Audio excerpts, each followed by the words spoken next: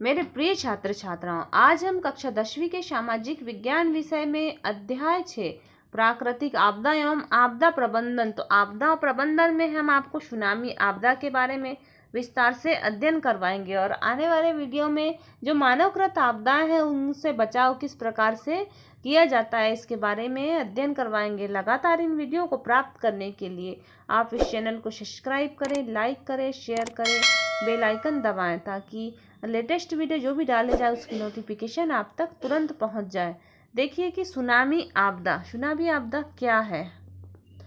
भूकंप ज्वालामुखी के महासागरीय धरातल में अचानक हलचल पैदा होती है और महासागरीय जल का अचानक विस्थापन, जो महासागर का जो जल है उसका अचानक विस्थापन हो जाना या बहुत तेजी से लहरें उत्पन्न हो जाना, परिणाम स्वरूप समुद्री जल में ऊर्ध्वाधर ऊंची तरंगें पैदा होती है। उन्हें ही सुनामी या भूकंपीय समुद्री लहरें कहा जाता है। तो ये हो गया आपका सुनामी लहरें या समुद्री लहरें या भूकंपीय लहरें। सामान्य रूप में सिर्फ एक ऊर्ध्वाधर तरंग ही पैदा होती है, परंतु कालांतर में जल तरंगों की एक श्रृंखला बन जाती है और महासागर में जल तरंग की गति जल की गहराई पर निर्भर करती है। जल तरंग की गति उथले समुद्र में कम और गहरे समुद्र में ज्यादा होती है। गहरे समुद्र में सुनामी लहरों की लंबाई अधिक होती है तथा और ऊंचाई कम। उथले समुद्र में किनारों पर इन लहरों की ऊंचाई 15 मीटर या उससे भी अधिक होती है। इससे तटीय क्षेत्र में भीषण विध्वंस होता है। सुनामी आपदा के क्या कारण है? समुद्री जल कभी भी शांत नहीं रहता। समुद्री जल में हलचल होना स्वाभाविक है और समुद्र का ज्वालामुखी का समुद्री क्षेत्र में जाना ही सुनामी आपदा का प्रमुख कारण है।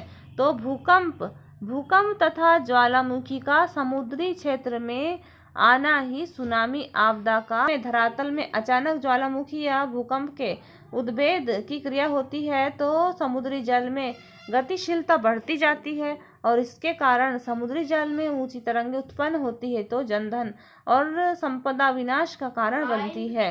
देखते हैं सुनामी आपदा का क्षेत्र। सुनामी आपदा के क्षेत्र कौन कौन से हैं?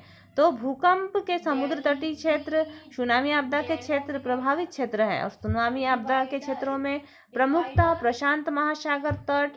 तो प्रशांत महासागर मतलब अलास्का, जापान, फिलीपींस और दक्षिणी पूर्वी एशिया, इंडोनेशिया, मलेशिया तथा हिंद महासागर तट और म्यांमार और श्रीलंका, भारत शामिल है। तो जो सुनामी आपदा के ये क्षेत्र हैं। और सुनामी आपदा के प्रभाव देखिए, समुद्री तट पर पहुंचने के पश्चात सुनामी तरंगे बहुत अधिक मात्रा में ऊर्जा छोड़ती है जिससे समुद्र का जल तेजी से तटीय क्षेत्रों में घुस जाता है और बंदरगाहों, शहरों, कस्बों अनेक प्रकार के ढांचों, इमारतों में और बस्तियों को तबाह कर देता है। समुद्री तट पर जनसंख्या का घनत्व बसाव होता है और ये क्षेत्र बहुत सी मानव गतिविधियों के केंद्र होते हैं। दूसरी प्राकृतिक आपदाओं की तुलना में सुनामी अधिक नुकसान पहुंचाती है। दिसंबर 2004 में 5 लाख लोग अकाल मृत्यु के शिकार हुए थे। दूसरी प्राकृतिक आपदाओं की तुलना में सुनामी का प्रभाव कम करना कठिन है। किसी अकेले देश या सरकार के लिए सुनामी जैसे आपदा से निपटना आसान नहीं है, अतः इसके लिए अंतर्राष्ट्रीय स्तर के प्रयास आवश्यक होते हैं। अकेले भारत 26 दिसंबर 2004 को आई सुनामी से 3 लाख से भी अधिक लोगों से जान मान की हानि हुई थी। तो जो 26 दिसंबर 2004 को जो सुनामी आई थी उसमें केवल भारत से ही 3 लाख से भी अधिक लोगों की जान मान की हानि हुई थी। सुनामी आपदा के बचाव के उपाय। सुनामी अन्य प्राकृतिक आपदाओं की तुलना में तीव्रता से घटित होने वाली है।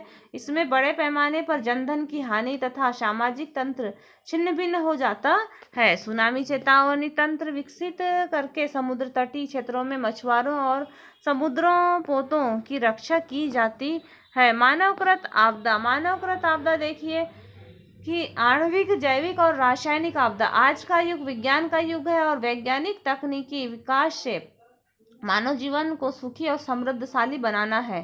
रासायनिक गैस रिसाव जो अपने भोपाल में 2 और 3 दिसंबर को कब हुआ था? यह गैस रिसाव 2 और 3 दिसंबर 1984 को हुआ था, और जिसमें मिथाइल आइसोसाइनेट गैस का रिसाव हुआ था, और यह रात के 12 बजे के बाद की बात है, और इसमें कम से कम 3600 लोगों की मृत्यु हुई थी। ये मानवीकृत आपदाएं हैं। उसी प्रकार से दूसरी विश्व युद्ध के समय जापान के हिरोशिमा और नागासाकी में अमेरिका द्वारा परमाणु बम का उपयोग किया जाना और विश्व इतिहास की भीषण त्रासदी हुई। यहाँ कहा जाता है कि आज भी इस वायु में उस गैस का प्रभाव समाप्त नहीं हुआ है। फिर आता है टिड्डी दल का आक्रमण। कीटों द्वारा फैलने वाले रोग, प्लेग, वायरस और संक्रमण और ब्लड फ्लू, डेंगू आदि जैविक आपदाएं, इनसे बचने के लिए भी उपाय करने आवश्यक हैं। और औद्योगिक रासायनिक आपदाएं मानव प्रदत्त आपदाएं हैं। इनकी शुरुआत बड़ी तेजी से बिना किसी चेतावनी के हो सकती है। रासायनिक रिसाव मानवीय गलती और प्रौद्योगिकी की खराबी तथा प्राकृतिक क्रियाकलापों से हो सकता है। इसी प्रकार से हम देखते हैं इन आपदाओं के प्रभाव क्या पड़ते हैं। आणविक, जैविक और रासायनिक आपदा से शरीर का बाह्य और आंतरिक भाग प्रभावित हो जाता है। रासायनिक आपदा हृदय और मस्तिष्क इत्यादि को प्रभावित करते हुए शरीर को हमेशा के लिए पंगु भी बना देती है। रसायनों के जल, वायु और भूमि के साथ मिलने पर पर्यावरण प्रदूषित हो जाता है, और इसके प्रभाव में फसल, पशु और मछलियां तथा जीव मरने लगते हैं, और उनका विकास भी अवरुद्ध हो जाता है। दूसरे प्रभाव को कम करने के संभावित उपाय: खतरनाक रसायनों के उपयोग, भंडारण और बचाव के तरीके से संबंधित जानकारी सरल भाषा में आम नागरिकों पर पहुंचाना चाहिए, और रियायती क्षेत्रों को औद्योगिक क्षेत्रों से अलग एवं दूर रखना चाहिए, और औद्योगिक और आवासीय क्षेत्रों के मध्य हरित पट्टी होना चाहिए। दुर्घटना की स्थिति का मुकाबला करने की समझ विकसित करने हेतु समय समय पर नकली अभ्यास अर्थात मॉक कराना चाहिए, और अग्निरोधी चेतावनी प्रणाली में सुधार करना चाहिए। जहरीले पदार्थों के भंडारण की क्षमता सीमित रहनी चाहिए, और उद्योगों के लिए बीमा और सुरक्षा संबंधी कानून सख्ती से लागू होना चाहिए। फिर हम देखते हैं कि बम विस्फोट अनेक मामलों में विस्फोट सामग्री सड़कों, सार्वजनिक स्थानों और सरकारी परिवहन जैसे अप्रत्याशित स्थानों पर रखी जाती है। वर्तमान में कार बमों में वृद्धि हो रही है। इसकी सुरक्षा के निम्नलिखित उपाय हैं। यदि कहीं कोई नजर आता है और संदेह होता है तो सावधानी बरतने की जरूरत है, अतः उसे छूना नहीं चाहिए। संदिग्ध पदार्थों के पास न तो स्वयं जाएं और न ही दूसरे को जाने दें। पुलिस को सूचित करें। सामान्यतः मानवीय आपदाएं कौन कौन सी है देखिए, तो सबसे पहले आग बहुत ही खतरनाक होती है। चक्रवात, भूकंप और बाढ़ आदि भी प्राकृतिक आपदाओं को मिलाकर जितने लोगों की मृत्यु होती है उससे कहीं अधिक आग के जलने से मृत्यु होती है। आग लगने के कारण जैसे कि बिजली हीटर, खाना बनाते समय होने वाली दुर्घटना, बिजली की वायरिंग क्षमता से अधिक भार और कमजोर वाइंडिंग और कूड़ा करकट में लगी आग और आगजनी और बारूद इत्यादि आग के लगने के प्रमुख कारण हैं। इसकी रोकथाम, तो देखिए कि आग से बचने के लिए क्या क्या किया जा सकता है। आग से बचाव के लिए बुनियादी युक्तियां निम्नलिखित है। आग से बचने के लिए बुनियादी नियम और बाहर जाने का रास्ता सदैव ध्यान रखें। घर से भीतर अत्यधिक ज्वलनशील पदार्थ न रखें। घर में एक अग्निशमन यंत्र अवश्य रखें, इस्तेमाल करना सीखें, और घर के प्रत्येक सदस्य को इसके इस्तेमाल का तरीका भी मालूम होना चाहिए। और जब घर से बाहर जाएं तो बिजली और गैस के सभी उपकरण बंद करके जाएं, और एक ही सॉकेट में बहुत सारे उपकरण न लगाएं।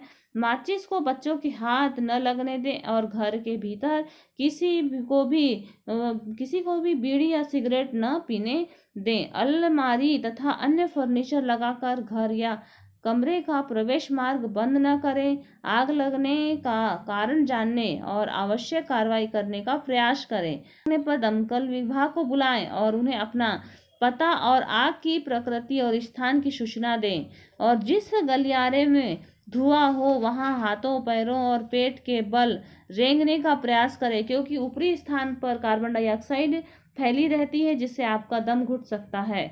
और अपने घर से बाहर निकलने के कम से कम 2 रास्ते तय करें। वर्ष में कम से कम 1 या 2 बार घर से बाहर निकलने की अपनी योजना का अभ्यास करें। और घर में तरल पदार्थों, रसायन और गैस सिलेंडर जैसे जोखिम सामग्री का भंडारण न करें, और यदि करते हैं तो सुरक्षित रखने का प्रयास करें। फिर आती है सड़क दुर्घटना।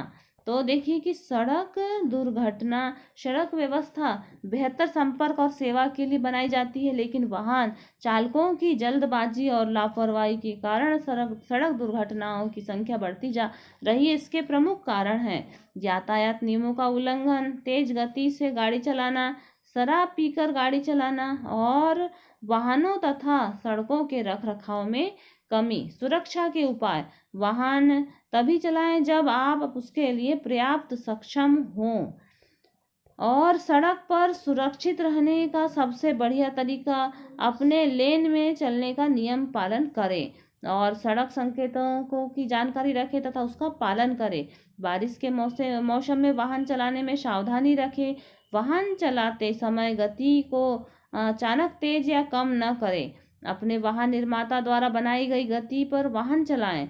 सड़क पार करते समय सड़क के दोनों किनारों को या दोनों तरफ अवश्य देखें, और अपने से अधिक गाड़ी से आगे निकलने का अनावश्यक प्रयास न करें। और यदि वाहन पानी में डूब जाता है तो खुली खिड़की से निकलकर बाहर आ जाएं, और आग लगने की स्थिति में जितनी जल्दी हो सके वाहन से बाहर निकलें। सामान की चिंता न करें। वाहन चलाते समय मोबाइल पर बात न करें। हेलमेट लगाकर ही 2 पहिए वाहन चलाएं। इस प्रकार से सड़क दुर्घटना से बचाव किया जा सकता है। फिर आता है रेल दुर्घटनाएं। रेल दुर्घटना रखरखाव की कमी और मानवीय त्रुटि तथा तोड़फोड़ की कार्रवाई के कारण पटरी से उतरने से होता है। और रेल दुर्घटनाओं से सुरक्षा के उपाय देखिए: रेलवे क्रॉसिंग पर सिग्नल और स्विंग बेरिंग का ध्यान रखें, और नीचे से निकलकर क्रॉसिंग को पार करने की कोशिश न करें। यदि क्रॉसिंग पर कोई कर्मचारी मौजूद नहीं है तो पटरी पार करने से पूर्व वाहन से उतरकर पटरी के दोनों तरफ दृष्टि देखें। ज्वलनशील सामग्री लेकर न चले। रेलगाड़ी में बीड़ी सिगरेट न पिएं, और रेलगाड़ी के सफर करते समय दरवाजे पर न खड़े हों और न ही बाहर की तरफ झांकें। आपातकालीन खिड़की का दुर्घटना के समय बाहर निकलने हेतु उपयोग करें, और आपातकालीन चैन के बिना जरूरत के न खींचें। इस प्रकार से रेल दुर्घटना से भी बचा जा सकता है। फिर आता है हवाई दुर्घटना। हवाई दुर्घटना में यात्री की सुरक्षा अनेक कारकों से प्रभावित होती है। हवाई जहाज से यात्रा निम्न स्थिति में जोखिमपूर्ण हो जाता है, जैसे जहाज में आग लगना और जहाज के जमीन पर उतरने और उड़ान भरने की स्थिति, पहाड़ी प्रदेशों में आने वाले तूफान और हाई जैकिंग बमों से आक्रमण, और हवाई जहाज में प्रवेश के बाद निम्न बातों का ध्यान देना। विमान चालक दल द्वारा सुरक्षा के संबंध में जो बातें बताई जाएं उस पर ध्यान दें, और सुरक्षा अनुदेश कार्ड को ध्यान में रखें, और यह पता कर लेवें कि निकटतम आपातकालीन निकासी कहाँ से है और आपातकाल में उसे कैसे खोलना है।